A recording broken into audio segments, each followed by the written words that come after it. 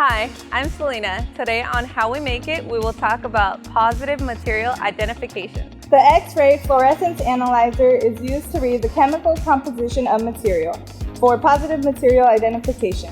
And now I will demonstrate how to use the XRF analyzer.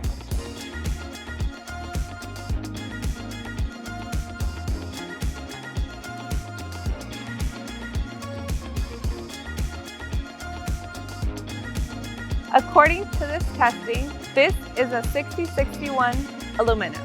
Here at GMB, we have the capability to make sure you are receiving the correct material. Hello, I'm Tasveer Singh and I'm the quality engineer here at GNB. Today, firstly I'll demonstrate how to use a magnetic permeability indicator set. Magnetic permeability can be a problem in the vacuum industry. So this set enables us to verify the residual magnetism in metals. I'm going to start with an insert with a magnetic permeability of 1.2 mu. Let's see if it attracts to the part. So with an insert of 1.2 mu, the magnet attracts to the part. I'm now going to replace this insert with the next higher value that we have in this set, which is a 1.4 mu, and let's see if the magnet attracts to the part.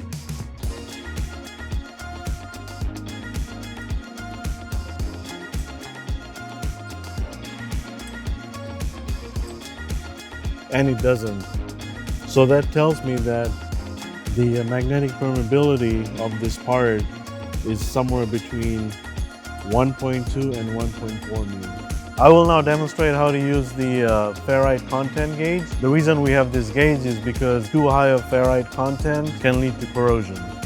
I'm going to inspect the ferrite content on one of these whale beads.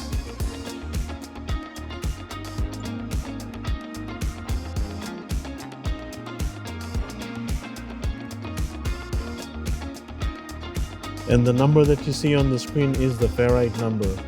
Here at GNB, we're experts at taking ferrite content and magnetic permeability measurements. Whenever you need vacuum hardware with low magnetism, please contact GNB.